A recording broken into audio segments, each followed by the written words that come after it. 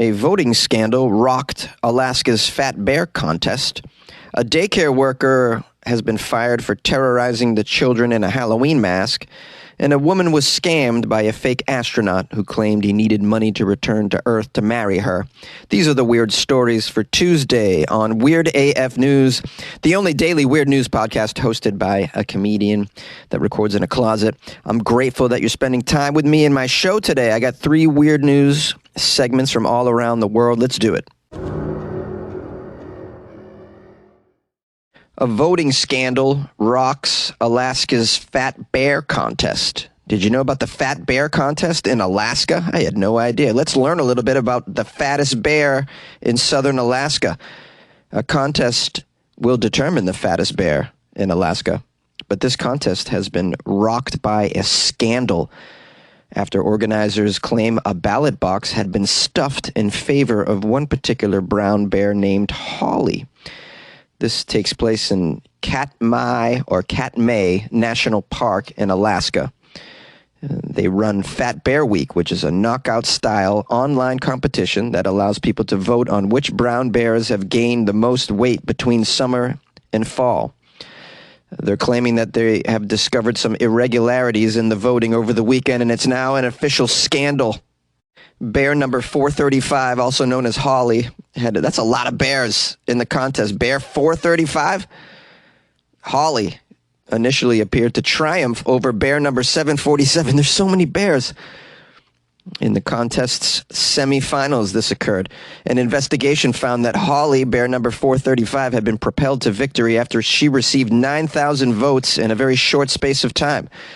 Yeah, that would let me know there's a scandal. There's not even 9,000 people in Alaska, right? Clearly something's off. The national park had to go to their Twitter to say, this very little witty comment, like bears stuff their face with fish, our ballot box, too, has apparently been stuffed. It appears someone has decided to spam the Fat Bear Week poll. But fortunately, it's very easy for us to tell which votes are fraudulent. We have discarded all the fake votes. Of course they're fake. There's not 9,000? Come on now.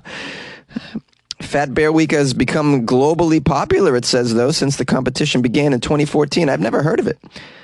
The Katmai Park Rangers select 12 bears and provide 2 photos of the animals, one taken in mid-July and the other taken in early September. During this period, the bears eat a considerable amount of food, mostly salmon, as they gain weight before hibernating over the winter. Brown bears can actually increase their body weight by 50% during this time, kind of like what we all did during the pandemic lockdown. The park provides background information on each of the bears and allows voters to consider factors beyond the mere fatness of the bears.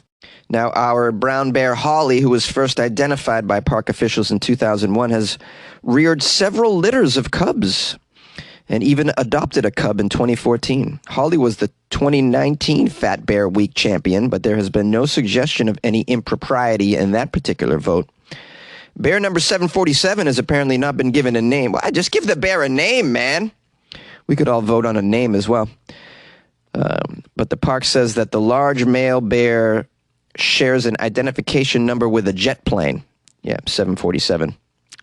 So after they did the retally of the votes, tossed out the scandalous false votes, Bear 747 advanced to the finals of the Fat Bear Week, where he was pitted against bear number 901, who was a medium, small, yet quickly growing adult male. 901 is about 6.5 years old. Wow, they give so much information on the bears. Well, the one thing we're definitely learning, there is nothing to do in Alaska. How bored are you? Voting on the bears, reading about their backgrounds. Now, I had to go to the official website, get some more information. On their About page, it says, choose the fattest bear of the year, everyone. Some of the largest brown bears on Earth make their home at Brooks River in Katmai National Park, Alaska. Brown bears get fat to survive, and Fat Bear Week is an annual tournament celebrating their success in preparation for winter hibernation. You can even download a bracket to predict your own Fat Bear winner. Yeah, it's a bracket. It looks like the NCAA basketball tournament bracket. To get fat, the bears gorge on the richest and most easily obtainable foods that they can find. In Katmai National Park, that most often means salmon.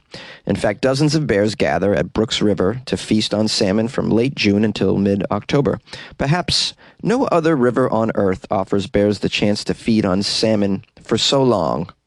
And in this wild region of southern Alaska, this is home to more brown bears than people, and the largest, healthiest runs of sockeye salmon left on the planet as well. Oh, ain't no party like a salmon party, because a salmon party don't stop until you're fat. I question whether we should be calling these bears fat. Aren't we fat-shaming them? That's not right. I'm waiting for PETA to come out with their anti-Fat Bear Week. We feel like you shouldn't call this Fat Bear Week. Perhaps just maybe oversized Bear Week, maybe. We are promoting body-positive bears out there. You know, we're PETA after all. Now, there's one more day left of voting for Fat Bear Week at explore.org. They're going to announce the winner tomorrow. So, very exciting. A daycare worker has been fired for terrorizing children with a scream mask. A Mississippi lady who said she was fired for wearing a scream mask to scare the children at the daycare where she worked later shared a very tearful apology online. Last week, the videos of this woman, known only as Cece, revealed that she was wearing a Halloween mask and taunting the toddlers, which is ordinarily something you might expect around Halloween. A little taunting, a little scaring, probably acceptable, but this woman took it to a whole new level. The video shows her just inches from their faces, screaming at them. It was circulated widely on social media, and it led to her firing from the Little Blessings Child Care and Learning Center in Hamilton, Mississippi. Not only her, but 3 of her coworkers also fired. In the video, you can see the children crying and hiding from her as she chases them. It's pretty ruthless. She released an apology video saying that it wasn't ill-intentioned whatsoever. She was just trying to celebrate Halloween.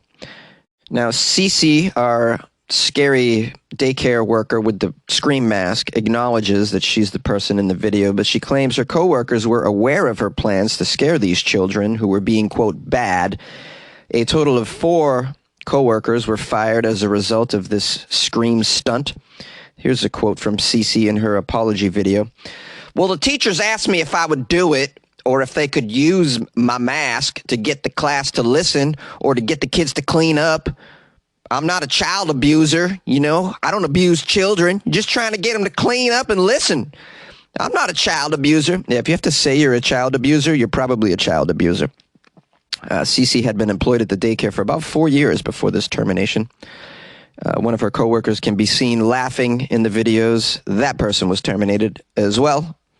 Cece continued saying, I didn't go in there with the intention to traumatize the children. I mean, I expected them to react the way they reacted when I did it, though. But what you all don't see was after I left the room, I took it off. I took out the mask. I went back into the classroom. You know, I told them that I got the monster. Don't worry, the monster ain't coming back. And they hugged me. You know, I've known those kids their whole dang life, man. Now we have the owner of the daycare, Sheila Sanders. She's had that place for the past 20 years. She said she wasn't aware of the incidents until a couple of days later. She said, no one came forth to tell me what happened, that the people that did those acts are no longer with us. They were fired. I wasn't here at the time and wasn't aware they were doing that. I don't condone that, and I never have. I just want to say it's been taken care of, okay? It's been taken care of. We would also like everyone to know that we are going to cancel this year's Storm the Capitol anniversary party at the daycare. You know, as you know, that's a official holiday in the state of Mississippi. We'll be canceling that. Sorry, that joke was for me. It does say here also that the Monroe County Sheriff's Office are investigating the matter. I don't think you got to get the Sheriff's Office involved in this. It's obviously been handled. They let them go. Now, some people would probably say that this is a little harsh to terminate the daycare workers over this incident, especially Cece, the one in the video who's been working there 4 years, I assume, with very little incident. But when it's on video, man, people want you to really come down hard. You know, And that should also remind us all, you got to really check your behavior at your job and in public, knowing that everyone's walking around with a video camera. Like, how do you not get that by now? A woman was scammed by a fake astronaut who claimed to need money to return to Earth. This is all part of this new phenomenon called romance scams. And I've looked into this because I've covered some stories in the area of romance scams. And the stats show that there are hundreds of millions of dollars a year scammed this way. Very sad. In this particular instance, we have a man claiming to be a Russian astronaut in space who allegedly scammed a Japanese woman into paying for his return trip to Earth, vowing to marry her once he landed. This fake astronaut found the 65-year-old unnamed victim on Instagram in June. On his profile, he uploaded random photos of space. Oh, is that all it takes? Jeez. This picture of the moon. It's like, yeah, oh yeah, that's the moon. Yeah, I was hanging out there last week, as a matter of fact. There was also pictures of the International Space Station where he claimed he worked. And if you're not familiar with the International Space Station, when you're there, you really don't have access to Instagram or your cell phone. So a lot of red flags should have popped up. But, you know, some people aren't hip to this, especially the elderly. It says here, once on Instagram, their relationship quickly escalated. And then on an app called Line, which is a messaging app, the man repeatedly said he loved her and proposed marriage to her. He sent her messages like, I want to start my life in Japan. Well, he was pretending to be a Russian astronaut, so let me do a Russian astronaut impression. I want to start my life with you in Japan. Saying this 1,000 times won't be enough, but I'll keep saying it. I love you. I love you from space. Now, eventually, this fake Russian astronaut told her in order to tie the knot, he needed money to return back to Earth. He told her there were landing fees to pay once in Japan and the cost of a rocket to actually fly to the country. He said he was going to fly specifically to her country in a rocket, as if that's an option. Hey, guys, where you going after that we're done this space station mission? I'm just going to fly to Florida, bro. Nah, man, I'm going to the Caribbean. Now, believing whom she thought would be her future fiancé, this sad woman paid him approximately 4 million yen, which is about $30,000, in 5 installments. But when his demands continued, the woman grew suspicious. She didn't grow suspicious after 3 payments. A little too late, honey. She grew suspicious of his intent and reported him to the police, who are investigating this case as a romance scam. It says here, romance scams in particular have been increasing in Japan. It's becoming a major problem. In this case, the victim was sold on the photos of space that the self-proclaimed astronaut put up on his Instagram page, and the fact that he could name-drop space agencies like NASA and JAXA, which is the Japan Aerospace Exploration Agency. And by the way, all this information you can find online. Anyone can name-drop NASA. But everything else about this person's story turned out to be inaccurate, starting with the fact that the ISS has no cell service. Astronauts must use the so-called space network, which is a network of communications, satellites, and ground-based antennas to transmit data back to Earth. It says here also, in case you don't know, the ISS does not work like an airport where you need to book a ticket to return back to Earth. Space agencies like NASA pay about $50 million to get one of its astronauts up to the ISS, and more recently, private astronauts can pay for their own tickets to board the space station. That price, however, does not include a return trip back to Earth, certainly not to the city of your choice in Japan either. This is really sad and indicative of a whole new level of scamming going on out there, guys, so be careful. Don't buy into those Nigerian astronaut prince emails. Looking for romance, but stuck in space. Need money for landing fees and lawyer fees for a huge inheritance. I will pay you back with interest, I swear. Now, ordinarily, I would make fun of a victim.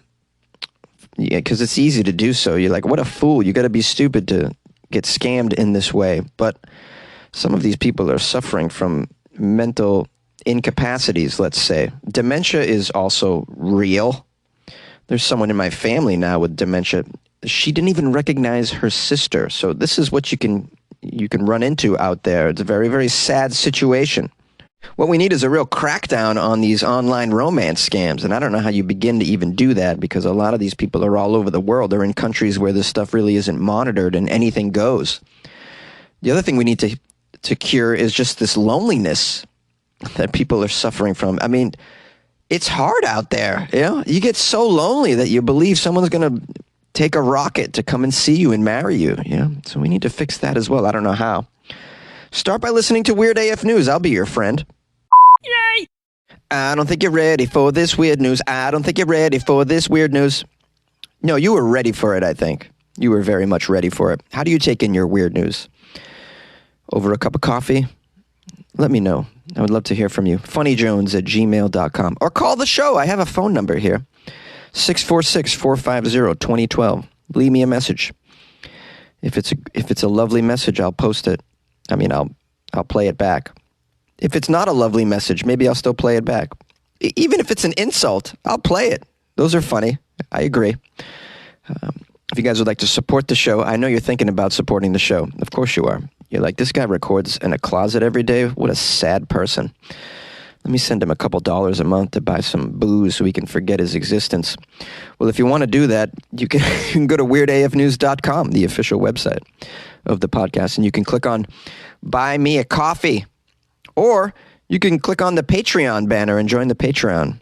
And if you join the Patreon, you also get extra weird content that I put inside the Patreon. So if you'd like a little bit more of that.